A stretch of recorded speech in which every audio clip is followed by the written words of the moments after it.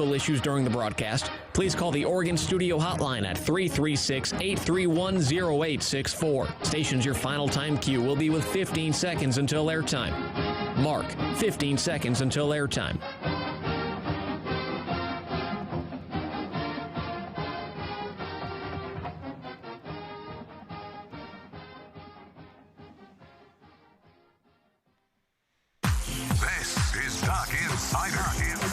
Duck's gonna pick it up, and here we go.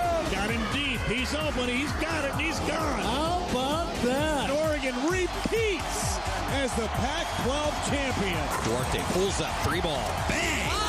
LJ Figueroa! Oregon goes back to back for the fourth time in the last 6 years. The Ducks are Pac-12 champions. Foley three. Goal! Foley ball. Three is good. Diarasavali. Wing. Pow pow. Yeah. Boom boom. Welcome to Duck Insider. What a weekend. We're just getting started.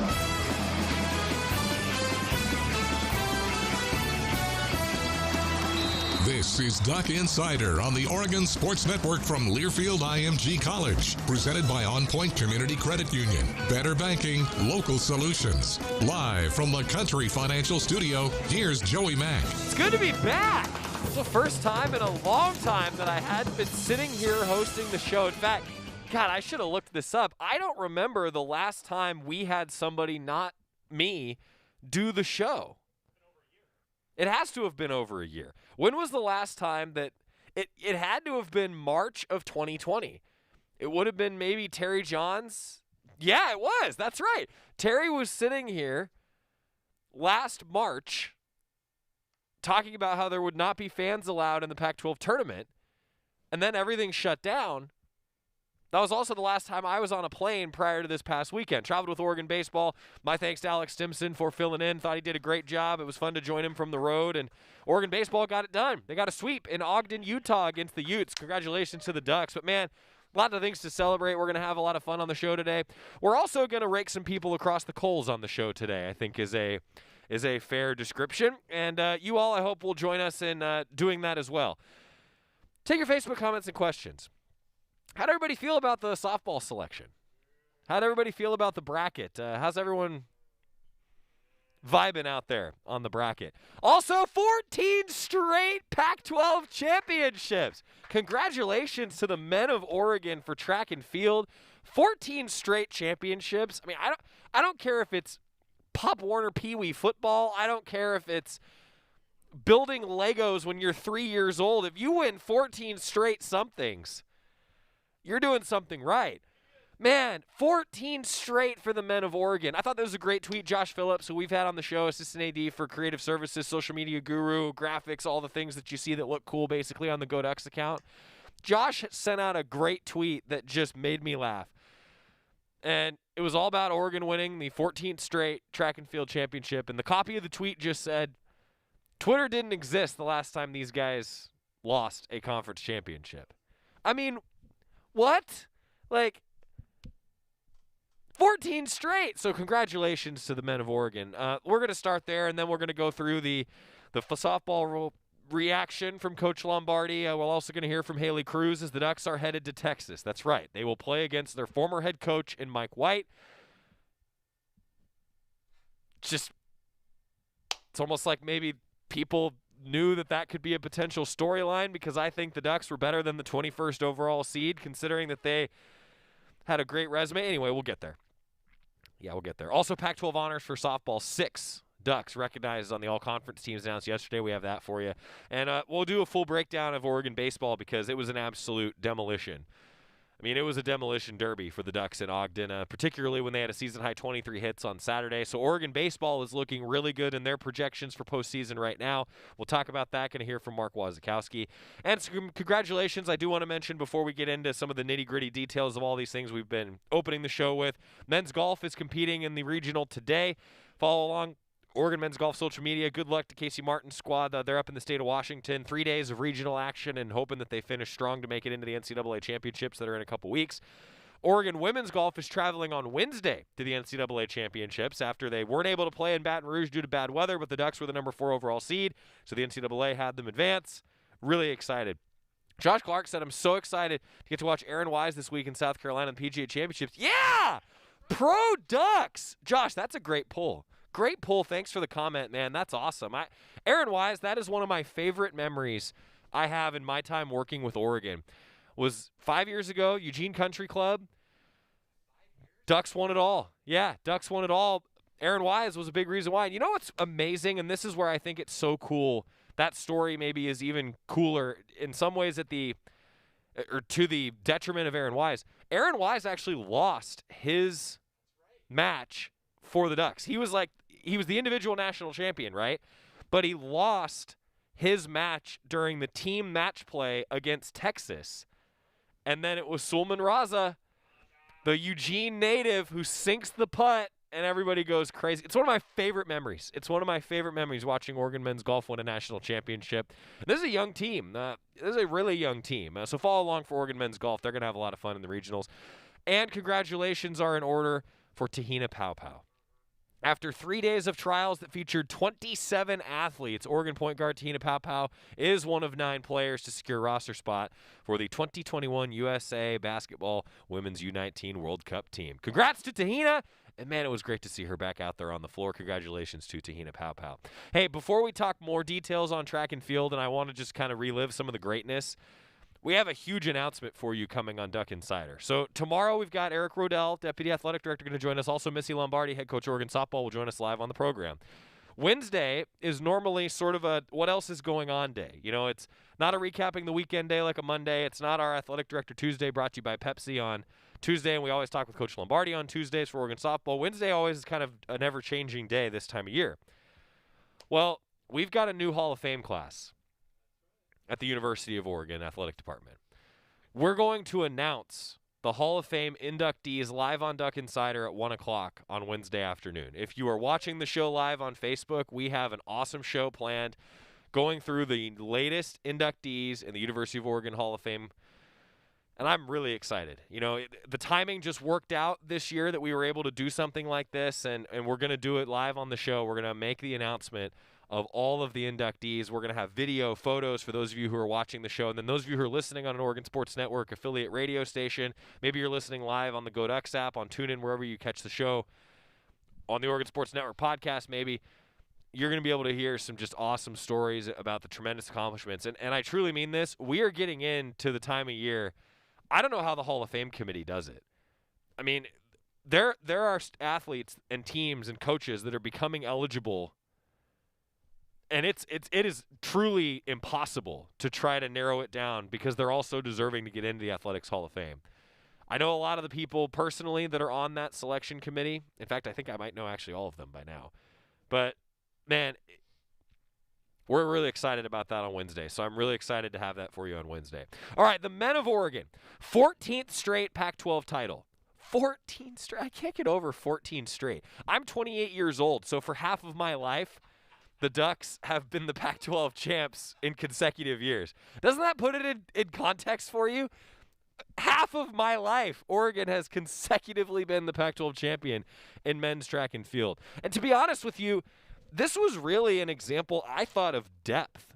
The Ducks were really, really good. Finished the 3-day competition with a meet record. That's right, a meet record, 185 points, outdistancing the field by nearly 60.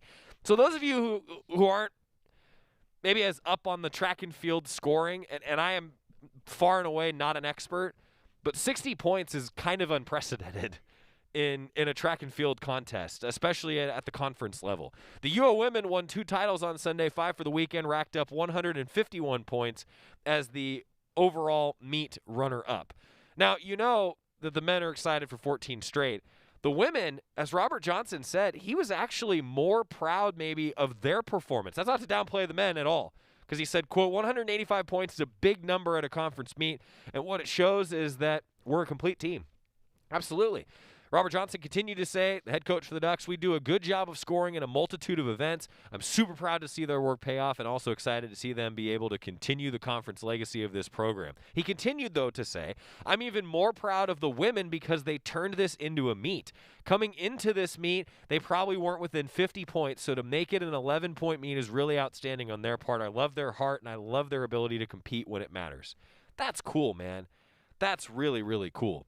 So the Ducks are now up to number 8 in the rankings on the women's side and number 2 in the national rankings on the men's side. Yeah. Not bad, huh?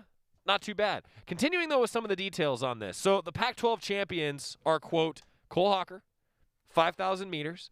Jackson Messler won the steeplechase on Saturday. Cooper Tier won the 1,500 meters. And Max Vollmer won the decathlon on Saturday. And he, by the way, shattered some records in the process. Those are your champions on the men's side. But in a few of those, the Ducks went 1-2. The distance running for the Ducks right now with 3 men on the Bowerman watch list is unbelievable. Cole Hawker, Charlie Hunter, and Cooper Tier are all on the Bowerman watch list on the men's side. I mean, that is truly unprecedented. I mean, I've been in Oregon paying attention to track and field now for what? 11 years? I can't remember a time where a team, not even the Ducks, have had that many on the watch list all at once. Maybe it's happened before. Scott might be able to double check me. I mean, it's really pretty incredible. Also, Trevor saying, "Are you kidding me?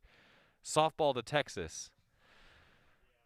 Yeah, we're getting there. Don't worry. I'm telling you, we led the show talking about that a little bit. Those of you who are just joining us, we've got a good segment for you coming up next about Oregon softball. We're gonna do a blind resume test for you. All right. And I don't want anybody to cheat right now. Nobody go look up the different rankings for Pac-12 teams where the Ducks rank. We're just going to show you some resumes, and we just want you to know, we want you all to say, this is who would be the regional host between these blind resumes, okay? Bear with us. But I want to lead off with a Pac-12 championship because it's interesting. On the women's side, Carmela Cardama-Baez won the 10,000 meters on Friday.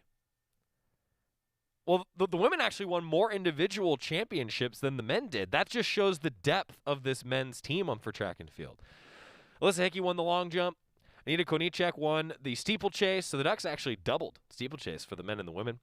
Dominique Ruotolo won the triple jump and then the 4x1. With a true freshman as the starting leg.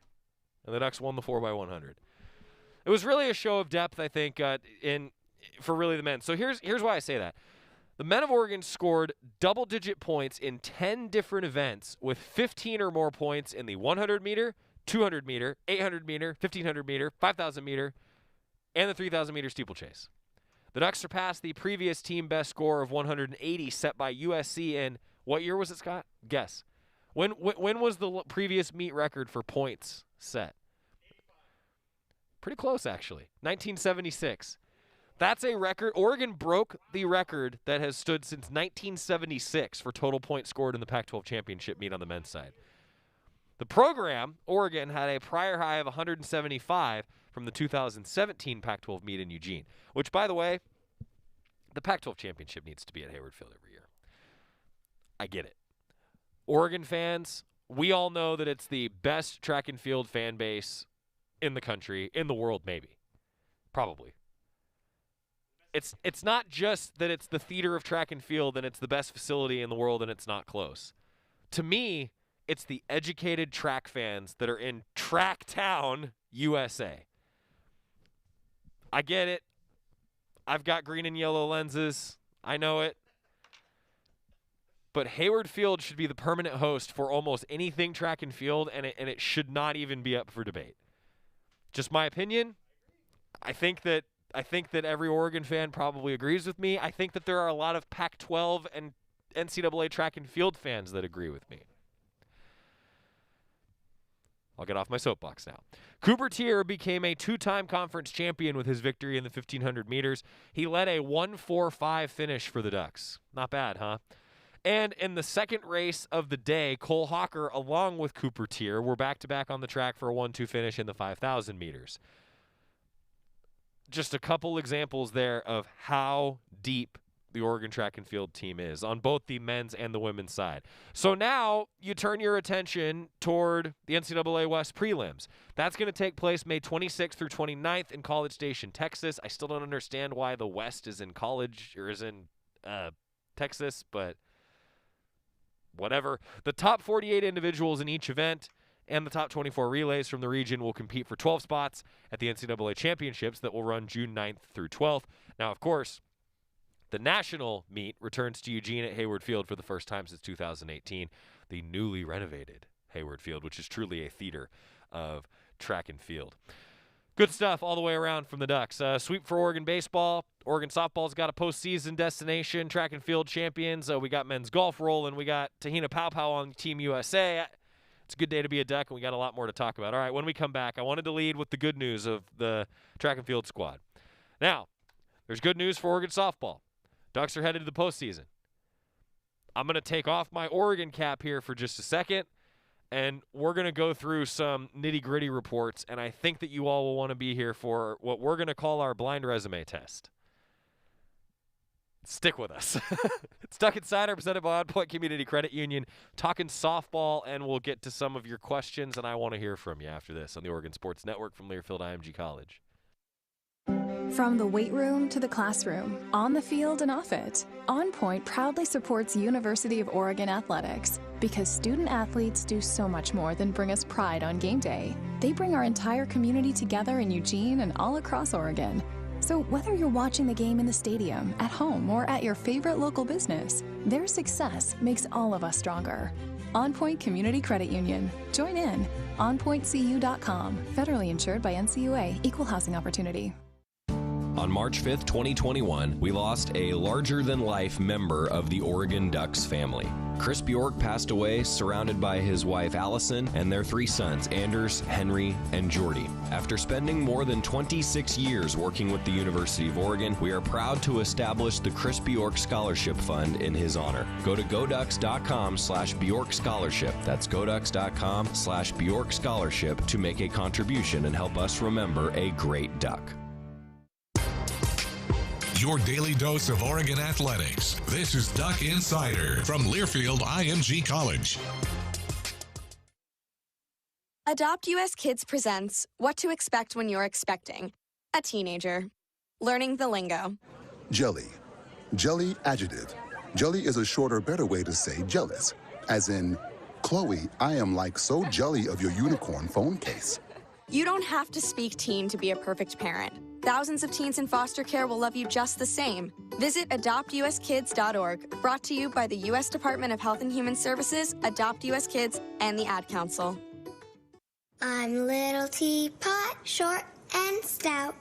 Here is my handle and here is my spout. No, Dad, like this. When I get all steamed up, then I shout, tip me over and pour me out. This is WWE superstar Roman Reigns. It only takes a moment to make a moment. Take time to be a dad today. Visit fatherhood.gov, brought to you by the U.S. Department of Health and Human Services and the Ad Council.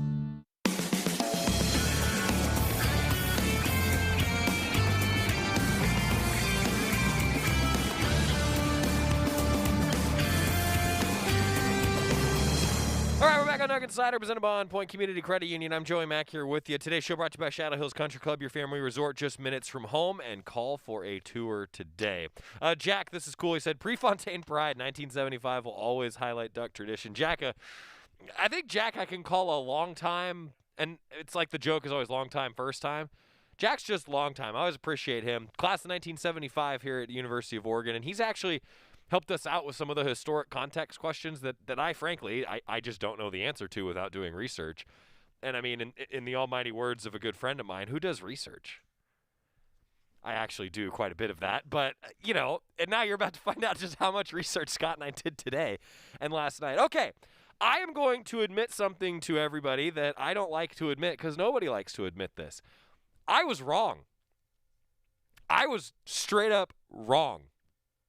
I said on the broadcast for Oregon baseball yesterday when we got off the air, I was like, hey, it's Carl's Jr. Scoreboard, and good luck to Oregon softball tonight. I sure think that they're going to be a regional host. Their resume says it all, and they're a regional host. I'm looking forward to having regionals at Jane Sanders Stadium. Well, I guess I shouldn't have said that. So is it my fault? Did I jinx it? But here's the thing. I kind of feel like the entire Pac-12 got the short end of the stick a little bit. Should I call it like the short end of the bat? That seems like the appropriate thing to say. So if you're just joining us, Oregon softball, the good news, they're heading to postseason. You can never take that for granted. The Ducks heard their name called in the Austin Regional. They're going to go to number 12 seed Texas. The Ducks are going to be a 2 seed in the Austin Regional. I thought that they'd be a 1 seed and they'd be hosting a regional. I really did. Their resume, I thought, said that. Ducks at 4:30 Pacific time will face the number 3 seed in the Austin Regional, Texas State. It'll be number 1 Texas. Of course, former Oregon head coach Mike White, the head coach for the Longhorns. They will play St. Francis in a 2 o'clock game. And both of these, actually the Texas game, I should say, will be on Longhorn Network for those of you who'd like to watch. And then the number 2 Oregon, number 3 Texas State game is going to be on ESPN3. However, this is actually great news before I start being a smart aleck more often than normal. Yeah, we'll see. You can tell after I slept for like 3 hours last night getting back from Utah. It's going to be a fun show today. We're also going to partner with KWVA this year. I am so excited about this. So I want to give everybody some context here before we really dive into this, because this is great news before we talk the nitty-gritty, if you will. I obviously went to the University of Oregon. I've never made that a secret. I love working here, wear an O on my chest, see things through green and yellow lenses because I was a fan and I was a student first. I was in the seat at KWVA, the student radio station, that now Jordan Brenner sits in. Jordan Brenner is sports director for KWVA. He does a tremendous job broadcasting a number of Oregon sports, mainly Oregon softball right now. Well, I had the opportunity to get my feet wet in my career calling Oregon soccer, Oregon volleyball, Oregon lacrosse, high school football and basketball in the area, and Oregon softball. Well, when the Ducks went to the College World Series, I was given the opportunity by, at the time, Brian Movelson, who was the general manager of the Oregon Sports Network. Jerry Allen, of course, endorsed me. I still don't know why. I always say that. I have no idea why Jerry ever offered me a job, yet I'm still here. I went to Oklahoma City and did the games on the Oregon Sports Network for Oregon softball. Well, as the time has gone on, I've been here. KWVA continues to do just tremendous work. I will put KWVA as a student radio station and their sports department against anyone in the country, and I will take them anytime. That's how good of a job they do. They're professional. They call it like they see it, but at the end of the day, they are Oregon broadcasters. I am happy to now include KWVA within the Oregon Sports Network formally. I've talked with a number of guys, Chris Clayton, Ryan Roulard, Mark Grandy, Jordan Brenner, a number of names over the years. As long as I've been working for OSN and been fortunate enough to do this for a living, I've been able to talk with those guys a lot and help them, support them any way that I can. Well, this is just the next step for me as the director of broadcasting to be able to say, you know what, you guys are awesome. I say all that to tell you that we are going to partner with KWVA this year.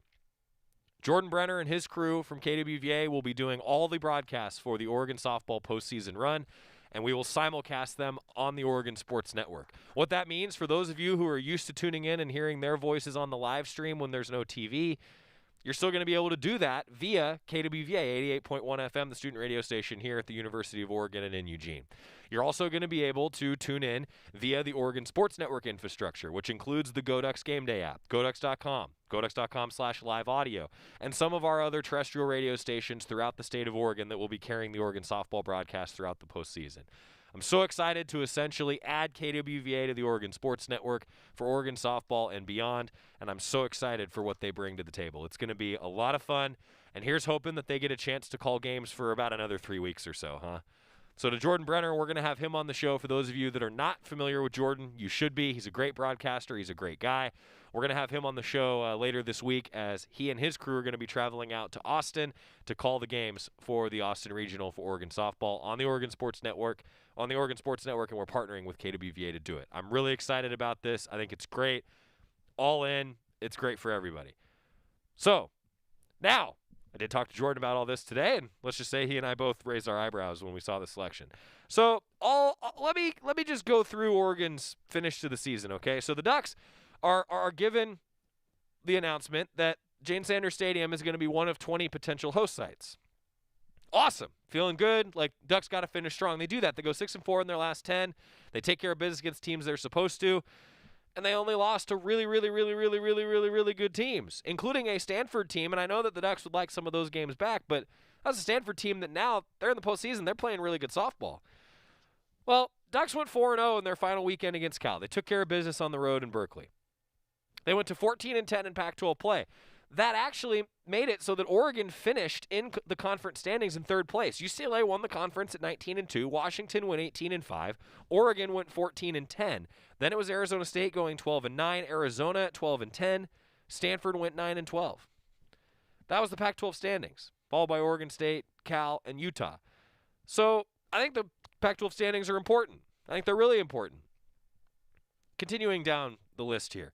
The Ducks are a battle-tested team. Darren Ncaa, the Oregon Sports Information Director for Oregon Softball, he tweeted this out, and I thought it was perfect. So the Ducks finished third in the Pac-12. They're the only team in the league to play the full slate of Pac-12 games. Credit to them.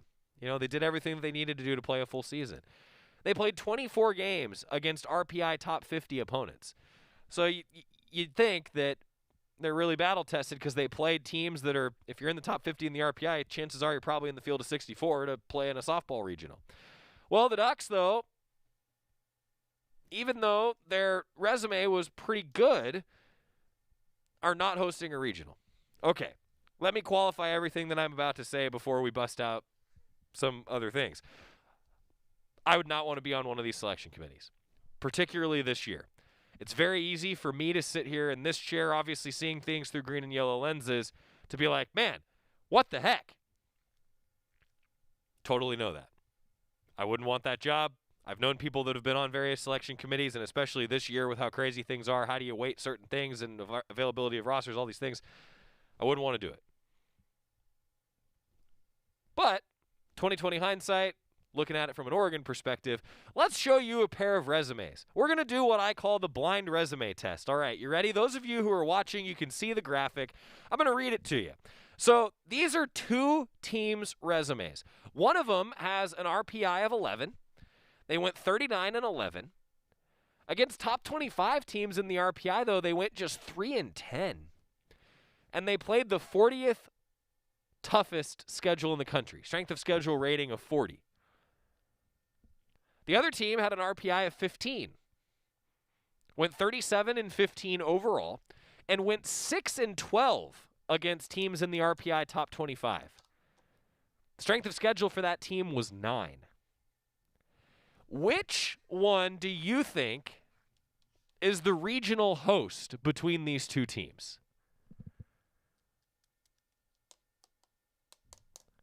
I think I'd probably take the one that's number 15 in the RPI and has a strength of schedule of 9 and had 6 wins over the top 25. That's just me. Well, who are these two teams, you might ask? Well, the first team that I mentioned is Texas. The second team that I mentioned is Oregon. So Texas is the host. That means that Texas is the number 12 overall seed, and the Ducks, even with an RPI of 15, strength of schedule of number 9, they're a 2 seed, which if you break it down, and it doesn't totally work this way, sometimes the geographic connection is why you put teams where you put them. But if you go just by straight seeding, this would actually mean that the Ducks are the number 21 overall seed in the tournament if it was just straight seeding. I get it. Sometimes things move around for geography, but just for sake of argument, okay, that would mean that the Ducks are number 21 in the seeding of the whole tournament. How? Okay, now let me read you some other resumes just to give you an idea here. So a team like Arizona, number 10 in the RPI, number 12 in strength of schedule. They went 36-13, but the Ducks finished above them in the Pac-12 standings. Okay. Arizona State went 32-14. They were number 13 in the RPI, and they played a strength of schedule that was ranked at number 11. Well, where'd they finish in the conference standings? Behind Oregon. Okay. And then how about, and those are two host teams, by the way. Arizona State and Arizona are both hosting regionals.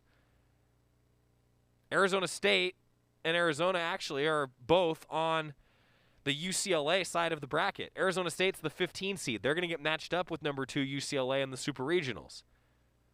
And then Arizona's a number 11 seed. I don't have a problem with that. Here's one other one for you. Washington's Oregon's rival, right? They're a rival. We know that. Well, the Huskies actually finished at number 16 in the RPI, and they had a strength of schedule of 34. But the key for Washington, they went 8-6 against top 25 teams in the RPI. And look, it's important to note, they finished second in the conference. Washington was really good. I have no problem with Washington being a host. How is Washington 16 and Arizona State and Arizona are above Washington in the seeding? Well, here's the argument I can make for you. If the strength of schedule really matters, Washington played the 34 ranked strength of schedule, if you will. Arizona played 12. Arizona State played 11. Really, really good rankings in strength of schedule. ASU went 8-9 against teams that were in the top 25 of the RPI. Arizona went 5-12. So if you look at that and you're thinking, well, conference standings don't matter, then yeah, Arizona State probably deserves it. But I want to bring this back full circle then. You know which team we showed you for the first resume that was number 11 in the RPI and had a 40 strength of schedule and went 3-10 against the top 25? They're hosting and they're seated above Washington and Arizona State, and Oregon is going to that regional. Scott, go ahead and show the graphic again of the resumes.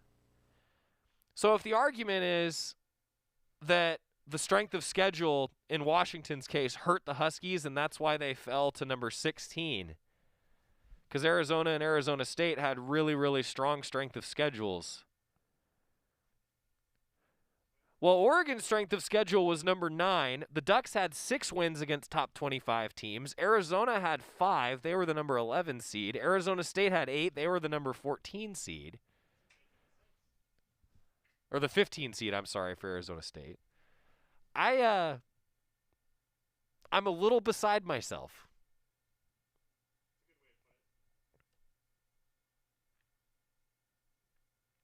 37-15 overall, 14-10 in Pac-12 play. The Ducks finished 3rd in the Pac-12, and Oregon heads into the NCAA tournament for the first time in 3 years with a 74-47 all-time record in postseason play and have not lost a game in the regional round since 2008, a streak of 27 straight games that covers the last 9 tournament appearances. That's how good the Ducks have been.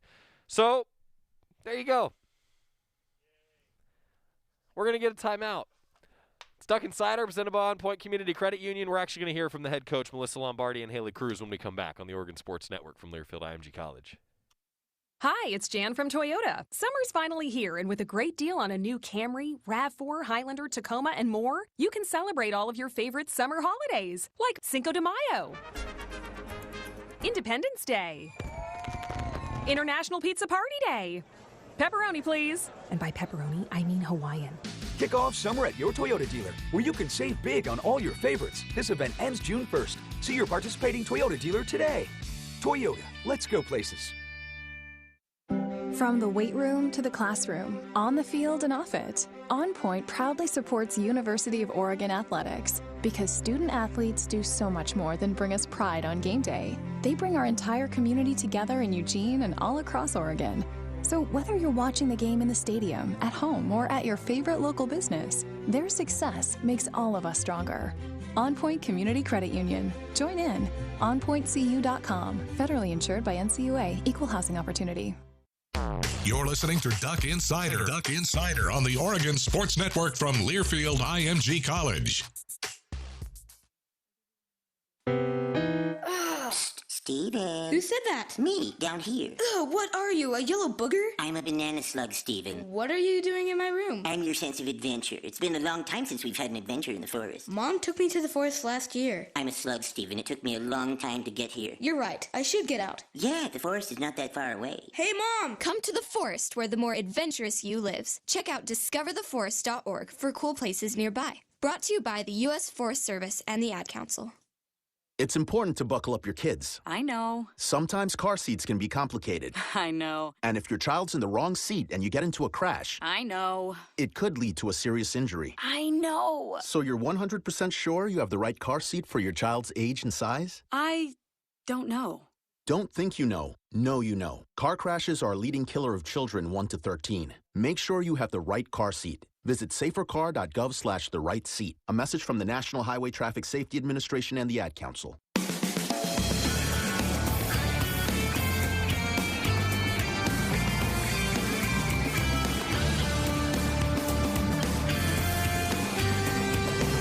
Back on Nugget Insider, presented by On Point Community Credit Union. I'm Joey Mack here with you. We're going to hear from Coach Lombardi in a moment. Dave asking the question that I'm kind of getting at. When the Ducks win, they will probably play Texas. You think the committee had the rematch in mind with Coach White? I'll say this. I hope not. That's not what it's supposed to be about. It's supposed to be about putting teams where they deserve to be in postseason play. So I hope not. But obviously, as the broadcaster, Jordan and I actually talked about that this morning because Jordan Brenner is going to be heading out to Austin to call the games for KWVA and the Oregon Sports Network. And Jordan and I talked about it. Like, there's definitely a lot of connections. And you got to discuss it, right? Like, it's definitely a storyline. I just hope that storylines aren't the only thing that drives this. It's supposed to be about what the student athletes and the teams earned, right? That's your Women in Flight update of the week, brought to you by the Duck Store, proud supporter of Women in Flight. The bracket is interesting, to say the least. And look, we all know that I'm seeing things through green and yellow lenses. I'm making an argument for Oregon and the Pac-12. That's what I do. Right? That's what I'm going to do. Even if I'm biased, I am. Duh. I think that that's just my view of the whole thing. I think that a lot of people would probably see that. Oh, wait! Okay, we have great news. Great news. Before we hear from Coach Lombardi, Alex says, Joey, newest Duck born at 11:59 a.m. yesterday. He'll be repping the Duck onesie real soon. Congratulations, Alex. That's awesome. 11:59 a.m. Man, that's like right when it's like, oh, shoot, we got to get ready to go on the air. That's like when Scott and I's days really start. That's awesome. Congratulations, Alex. That's awesome. Welcome a new Duck to the flock. That's great. I needed that. Alex, I'm glad that you brought that up. I needed that today. Thanks, buddy. All right, Melissa Lombardi. As you can imagine, Coach Lombardi is a true class act. Answered some tough questions, and look, at the end of the day, just go win, baby. Coach Lombardi talking with the media, brought to you by our friends at the William Valley Cancer Institute and Research Center. Fight like a duck with cancer care you can count on. Coach Lombardi and her squad going to be fighting like ducks, that's for sure. First thing I can say is that I'm thrilled that we were in postseason. I think about our first year and our name not getting called. And so to hear our name getting called this year, we were pumped to hear that. As far as thinking, to possibly be one of the 16, that's something we thought about. But, with postseason, you hear your name get called, and then from there, wherever it is, whether you're hosting or whether you're not hosting, you get ready, you prepare, and it's all about postseason. Are you disappointed that the Pac-12 didn't get more respect from the selection committee? You've been obviously talking about the gauntlet you guys played in conference and just finishing that up. Yeah, I would say I was surprised. I think anybody would say they would love to be in the selection room to see how they determine everything. The Pac was a gauntlet this year. It was the just super regional after super regional every single weekend. I mean, we didn't have one weekend off. So yeah, I think I was a little surprised. But it is what it is. It's about getting into postseason and getting after it. We would have loved to stay home, but if we're on the road, then that's what it should be. You feel this is right for you, for Mike, for the players on both sides? I can't speak for the committee and how they go about things. All I can speak for is our team and what we've done throughout the Pac and how hard they've played series after series. So I'm excited. I'm excited to get to postseason, and I'm excited to get to see what our team's going to do. Coach, I'm wondering what some of the reactions were to the announcements for the all Pac-12 teams, the all defensive teams, the all freshman teams. Seemed like Oregon was well represented today. Yeah, I thought we were really represented well. I thought our team worked hard throughout the Pac. So to see them get their honors, it's something that we celebrated for sure. So very excited for them and their honors. Do you know much about Texas State other than just clearly their record and whatnot, but they don't have a common opponent with you? Yeah, I've known about Texas State for a very long time, and they're a great, great program. They're coached very well. They're a tough team. They've always been tough. They've been gritty. It's going to be a tough matchup against them. So I'm looking forward to it. I haven't, we have not played them, but just from being in the Midwest, I'm very, very familiar with them.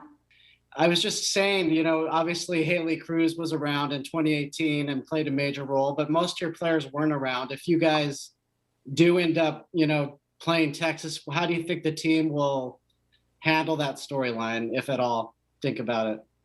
One thing I can tell you about this team is that we're very much about what's in front of us. We've been like that all year. And right now, our main focus is Texas State. And that's what we're going to do. We're going to focus on our opponent, which is Texas State, and prepare for them. To me, I think with regionals, postseason, you can't get ahead of yourself. It does you no good. I think it's about really getting caught up with what's in front of you. We had the same approach when we played through the entire Pac-12 conference, and we would continue to do the same thing. Coach Lombardi, we'll talk with her a little bit more on the show tomorrow, her immediate reaction from talking with the media yesterday after the Ducks selection. And you heard her talking a little bit about Haley Cruz, the veteran, the leader of this team. She also talked with the media yesterday, and as you can imagine, a true class act as the Ducks are getting ready for postseason. And now after I get done, going through my spiel, well, they're just going to get ready to play some softball. They're going to play Texas State coming up at 4:30. It's going to be on ESPN3 and a 4:15 pregame show across the Oregon Sports Network with Jordan Brenner and KWVAR simulcast coming your way on Friday. Let's hear a little bit from Haley Cruz as well. Well, Haley, your reaction to, on one hand, yes, seeing you guys have made the field, though I don't think that was really in question, to not being a top 16 seed and getting sent down to Austin. I think we're just excited for postseason. It's the first time that the majority of this team has been here. So there's a lot of excitement around the entire tournament. And I know that we're just going to go at it how we normally do and play it one game at a time. And I know that it's just a really exciting time for us. If you guys end up playing Texas, what's that going to be like for you to play Mike? And obviously they have Lauren and several other players, Mary, still on the roster, Shannon. What's that going to be like for you? It's going to be like any other game. I think right now our focus is on Texas State and is on our first game. And anything that comes after that will come after that, and we'll take it by the reins. So I think that the most important part is just focusing one game at a time and not treating any other game differently than we have all year. After that Arizona series, which is, every game was kind of nip and tuck, and then you sweep Cal, do you feel like, especially with the way Brooks pitching, you guys are kind of peaking at the right time here? Absolutely. I think we have all the tools that we need, and I think that the rigorous Pac-12 schedule that we've faced all year has really prepared us for this, and I think we're ready to take on whoever's thrown in front of us. Yeah, I was just really impressed with what I saw from Rachel Sid this past week, and it seems like she's starting to flip a switch at the plate, and I don't know, I'd love your thoughts on this, but to me it seems like she's a player that when she starts hitting, they can come in bunches. And the timing of this seems like it's pretty good for the offense. Yeah, I think Rachel's really found her stride, and having her in the middle of our lineup is going to help a lot with run production. And I think she's peaking at the right time. We all knew what she was capable of. We've all seen what she's done in the past, and just seeing her get back to that and settle in mentally has been really exciting. And I know she'll carry that into the postseason. Your reaction, Haley, to getting the all Pac-12 honors from the first team. Obviously, you've gotten third team before, but to be recognized and get that recognition and accolade today. Yeah, that was really exciting. It's something I've worked really hard for, but I'm even more excited for my teammates who got the accolades as well, because I know how hard they've worked all year, and just to see how far we've come in the past few years has been really rewarding. Haley Cruz talking there about some of the Pac-12 conference honors. If you missed it yesterday, Oregon landed 6 players on the Pac-12 all-conference team, highlighted by 3 first-teamers. Pair earned also all freshman honors, and 2 more were named to the all-defensive team. Allie Bunker, Haley Cruz, Brooke Yanez each earned first-team all-conference recognition to make the Ducks one of 3 teams to put a trio of players on the first team. Allie Bunker, Haley Cruz, and Brooke Yanez have been great all season long. And Alyssa Brito and Tara McGowan both were on the second team all-conference. The, of course, Two outstanding players that have been hitting in the middle of the order for the Ducks. Brito tied for the team lead with 9 home runs, while McGowan has delivered in clutch situations all year. She hit .426 with runners in scoring position. And Hannah Delgado was also named to the third team for the Ducks, which is great to see. A lot of youth on this Oregon roster in addition to some of those vets that were named to the first team. Additionally, Brito and Delgado were named to the all-freshman team, which is, pretty good. Yeah, Melissa Brito and Hannah Delgado have been mainstays in the Oregon order, even as freshmen for the Ducks. And then also on the all-defensive team, a couple really, really impressive players, particularly in the middle infield for the Ducks, and Elisa Brito and Allie Bunker. So shout out to the Ducks, man. They did a great job all season long, and here's hoping that they can pull the upset in Texas. We're going to talk a little bit of Oregon baseball here coming up. Jack asked a good question. He said, love your sort of face mask over the last few months. Thanks, Jack, man. I accessorize well. I think I do all right. This is a Mama McMurray original right here. Yeah, this is homemade by my mom. And it's actually one of the best ones. It's actually the best one I have. But he's asking, when will we get to see your smile again? Well, first of all, I'm glad that somebody, likes to see that. Face for radio, all the different jokes I can make. Look, I hope so soon. I think that we're all hoping that we're trending back toward some semblance of normalcy. And to be honest, being on the road with Oregon baseball, it was a little bit of a semblance of normalcy. We're going to talk about that when we come back, as Duck baseball deserves some time today because they are playing really well. We're back after this on the Oregon Sports Network from Learfield IMG College. Hi, welcome to the Spicy Drive-In. May I take your order? Can I get the spicy chicken sandwich, please? The spicy chicken is an excellent choice, sir. And to drink? Whatever's fine. Oh, may I make a beverage pairing recommendation this evening? Sure. If we are feeling especially bold tonight, sir, I would recommend the Mountain Dew with that. It's bravely unrestrained with a very alive aroma that pairs wonderfully with your spicy chicken. It's followed by a hint of zesty citrus flavor. Yeah, that sounds amazing. I'm sure you already know this, sir, but remember to appreciate the nose first by giving the Mountain Dew a little swirl to relieve volatilize it. What? To change the flavor compounds and activate your taste buds to get them fully primed for that chicken sandwich. It's delicious. Now you're getting the hang of it. The muscular flavor charge characteristics of Mountain Dew make for an absolutely epic mouthfeel when paired with spicy cuisine. It is quite on point, sir. Dude, it's a perfect match. Like they were made for each other. So true, so true. When you want to make good food bolder and bold food better, do the Dew. Don't go anywhere. Duck Insider continues after these messages on the Oregon Sports Network from Learfield IMG College. Learfield IMG College. Listen and imagine.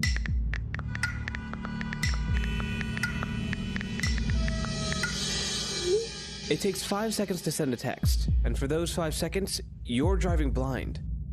Life is worth more than a text. Stay alive. Don't text and drive. Visit StopTextStopWrecks.org, a message brought to you by the National Highway Traffic Safety Administration, Project Yellow Light, Noise, and the Ad Council. Everybody buckle up. Mom. Buckle up. Let's go. Buckle up. Can we go to the store? Mom, buckle can we get up. some ice cream? Everybody, buckle up. A lot goes on in the car, but you're in control. So only move when you hear the click that says they're buckled in. Never give up until they buckle up. Learn more at safercar.gov/kidsbuckleup. A message from the National Highway Traffic Safety Administration and the Ad Council.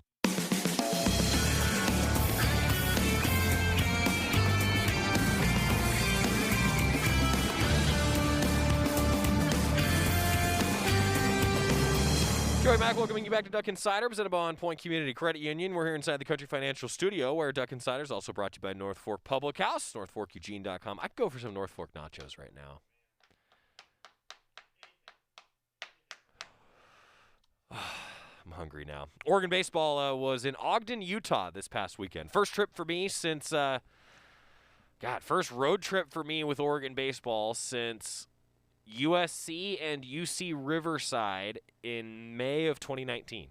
It was almost 2 years to the weekend that I was on the road with Oregon baseball. And a grinder of a game on Friday was a fun one, though. 7-3 win, and it kind of felt like death by 1,000 paper cuts because the Ducks were scoring single runs every inning. And the Ducks actually, you want to talk about consistent scoring, they scored in 19 of the 27 innings that they were at bat this weekend. That's just consistency throughout. Grinder of a game, though, 7-3 win. And to be honest, I think the guy who's the Pac-12 Pitcher of the Year right now, Robert Ahlstrom, I didn't think Robbie was his best. He battled And I gave Utah a lot of credit. They came in swinging. They battled. Robbie scattered 9 hits, a season high in hits allowed, over 5 2/3. He did strike out 9 Utes. And I'll tell you what, I know that the numbers with the big strikeouts and the big wins, and that's what people are going to look at on stat sheets for a Pac-12 Pitcher of the Year. But I actually think that this game was maybe a perfect example of why I think he is the Pac-12 Pitcher of the Year. Wasn't his best. Utah was really good at the plate. Found a way to win. 5 2/3, got the victory. I mean, those are the sorts of things that it's hard to quantify on a stat sheet, but I think it helps his case in a lot of ways if it's framed the right way. Like, no, that's what a Pac-12 Pitcher of the Year does. And I thought that's what Robbie did. And on Saturday, it was just an absolute beatdown at the hands of the Ducks. Anthony Hall had 3 doubles. That's a program record. Kenyon Yovan had 6 hits. He was 6 for 6 at the plate. 6 for 6 at the plate. That's a program record. He was 1 off the Pac-12 conference record of 7 hits in a game. And 23 hits for the Ducks. It was a season high as they just absolutely demolished Utah 16-3. And then on Sunday, it was a solid 9-2 win. Ducks were a little slow to start offensively, then the second time, and then really the third time through the order, Oregon just ran away from Utah. So some series notes for you, because this is how good Oregon baseball is right now as the Ducks continue to just be dominant. They're 17-7 in Pac-12 play. That does sit them in first place in the Pac-12 standings, above Arizona, even though the Wildcats played 3 more games in the Pac-12 than the Ducks. Arizona's 19-8. So the Ducks have opportunity in front of them for a Pac-12 championship. Stanford is in town this weekend. They're sitting in third place at 13-8, and then it's Oregon State and Arizona State tied for fourth place with UCLA at 14-10. Yeah. Things are going to get interesting here down the stretch. And the Ducks, after that weekend, even though they pummeled Utah, they dropped in the RPI a little bit because, well, I guess that's what happens when you play a team that's not ranked very well in the RPI. So the Ducks are 33-11 right now, and they have played a really, really, really good season. They're 33-11, and they're sitting in first place in the Pac-12. And the series notes for you: Kenyon Yovan was 8 for 14. He hit .571 with 4 ribbies. Josh Kasevich was 6 for 13. He hit .462 with 2 ribbies, 4 runs scored, a double. Tanner Smith, .429 with a home run, RBI. We saw Sam Nowitzki hit his first career home run, and I thought Sam Nowitzki was ridiculously good defensively. One of the better defensive third basemen I think that we've seen for the Ducks, and I think he might be the best defensive third baseman in the Pac-12 this season. Aaron Zavala also finished the series batting .417 with a home run. Anthony Hall hit .385 total with those 3 RBI and 5 doubles. Half of his season's doubles were this weekend. He's got 10 now. Gabe Matthews hit .308, and it's like, you hit .308 and you're terrible compared to the rest of those people. I mean, that's how good Oregon hit the ball. As a team, Oregon finished with a .364 average and 17 extra base hits. Well, it was a pretty darn happy Mark Wasikowski after the sweep of the Utes. Yeah, really proud of the baseball team. These guys came to play. They went on the road in the Pac-12 and swept the team. That's really hard to do on the road. Nobody's been able to come into Salt Lake City this year and sweep this ball club, and we were able to. That's a lot of fun. It started with Brett Walker on the mound. He really got after it. 6 innings, 2 hits, only gave up 1 run, pitched out of a couple of tough spots, and really showed some strong makeup to pass the ball off to 2 relievers and have Caleb Sloan throw the ball the way he did it. The ball into the ball game was great. Offensively, Tanner Smith setting the tone, 3 for 3 day, really squaring the ball up well. Josh Kasevich and the rest of the defenders really impressed with their effort and their first steps on defense. It was really a good day to be a Duck. Really good day to be a Duck, man. That was awesome for Mark Wasikowski. And, he's talking about how hard it is to sweep a conference series. It's the first time since 2013 that the Ducks have swept back-to-back conference series. So great work by Mark Wasikowski and the Ducks. It was a lot of fun being back on the road with them again. And the latest polls coming out here today, D1 Baseball is has the Ducks at number 6. They're one of the better teams in the country, according to them. USA Today coaches poll has them at 7. College Baseball Nation, number 9. Collegiate Baseball has them at number 9. Perfect Game USA has them at number 13. Baseball America's got the Ducks number 13, and the National Collegiate Baseball Writers Association poll still to come out if you're live with us in the 1 o'clock hour. Great stuff, man. Oregon baseball is going to play Gonzaga tomorrow. We'll preview that one on Duck Insider tomorrow. Gonzaga is a top 25 RPI team, just like the Ducks. In fact, Oregon sits number 15 in the RPI right now. Looks like the Ducks are in good position to host a regional, but I don't know anything about regional projections at this point. Who knows? Gonzaga is number 17 in the RPI. So this is a huge midweek game. Huge midweek game. Coming up tomorrow at 6 o'clock, we'll have a 5:45 pregame show. I'll have the call on the Oregon Sports Network and the GoDucks live stream as well. It's going to be a lot of fun. A number 15 versus number 17 in the RPI, that's a great midweek game. Great midweek game tomorrow at PK Park. Tickets are available. Get them now. You're not going to want to miss this weekend as Stanford also comes to town. When we come back, a couple notes on Te Hina Paopao and Oregon men's golf. Then we'll wrap up the show after this on the Oregon Sports Network from Learfield IMG College. From the weight room to the classroom, on the field and off it, On Point proudly supports University of Oregon athletics because student athletes do so much more than bring us pride on game day. They bring our entire community together in Eugene and all across Oregon. So whether you're watching the game in the stadium, at home, or at your favorite local business, their success makes all of us stronger. On Point Community Credit Union. Join in. OnPointCU.com. Federally insured by NCUA. Equal housing opportunity. As my family continued to grow, I realized I'd have to replace my beloved Jeep with something that has, well, more seats. I'm Jason Hines, Country Financial Rep and father of 7. Whether you're upgrading from your sporty ride with no room for a car seat or finally replacing your well-loved beater that still has a cassette player, you'll want the right protection for your new car. Work with a Country Financial Rep like me and get the protection you need at a price you can afford. Learn more at TakeSimpleSteps.com or contact a local Country representative. Duck Insider continues after this timeout on the Oregon Sports Network from Learfield IMG College. Most of my family, they never graduated high school, so I'm trying to break that barrier. My daughter, Brooklyn, was also a motivation for me to go back to school. Every day after work, went straight to school, and it paid off. At age 26, Kareem finished his high school diploma. I could not have done it alone. I see the future is really bright for me. No one gets a diploma alone. If you're thinking of finishing your high school diploma, you have help. Find free adult education classes near you at finishyourdiploma.org. Brought to you by the Dollar General Literacy Foundation and the Ad Council.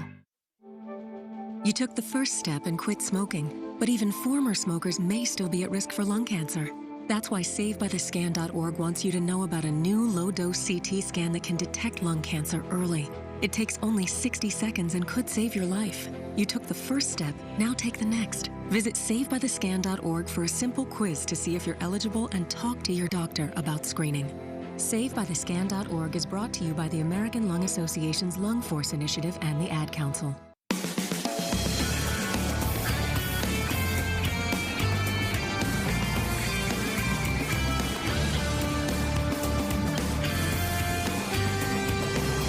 Back on Duck Insider, presented by On Point Community Credit Union, your Cafe Yum 2-minute drill. Oregon softball heading to the Austin Regional. Oregon baseball, a sweep of Utah. They got Gonzaga tomorrow at 6 o'clock. We'll have the call on the Oregon Sports Network and on the Go Ducks live stream. 14 straight Pac-12 championships for Oregon track and field. Women finished as the runner-up, and the men winning it again with a meet record 185 points. Congratulations to Oregon track and field. Men's golf in action today in their regional round. If you're live with us in the 1 o'clock hour, they're still rolling up in the state of Washington. And then I'm also really excited about women's golf. They're traveling on Wednesday with their Ncaa championships beginning in Arizona coming up in, well, about a week. Yeah, it's postseason time. It is officially postseason time.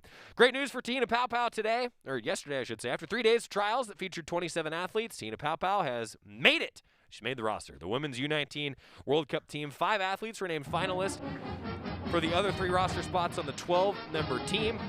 But Te Hina Paopao already won. Congratulations to Te Hina Paopao. Man, that's awesome. Just really, really great. 2-minute drill always brought to you by Cafe Yum. Restaurants around Oregon and Washington. Menus are always at cafeyum.com. It's a great way to wrap up the show. Man, tomorrow's going to be fun. Eric Rodell, Deputy Athletic Director, will join us. Melissa Lombardi, Head Coach Oregon Softball, will join us as well. See you then. When you went car shopping, you meant business. You aced vehicle history searches and test drives. You out-salesmaned the salesman. Now you've got your wheels. If you manage that, you can get your retirement plan on track. Visiting aceyourretirement.org can help. With 401k tips and smart saving strategies, you'll have the info you need to get more for your future. Go to aceyourretirement.org, because when it comes to speeding past financial challenges, you're an ace. Brought to you by AARP and the Ad Council. GTG, BRB.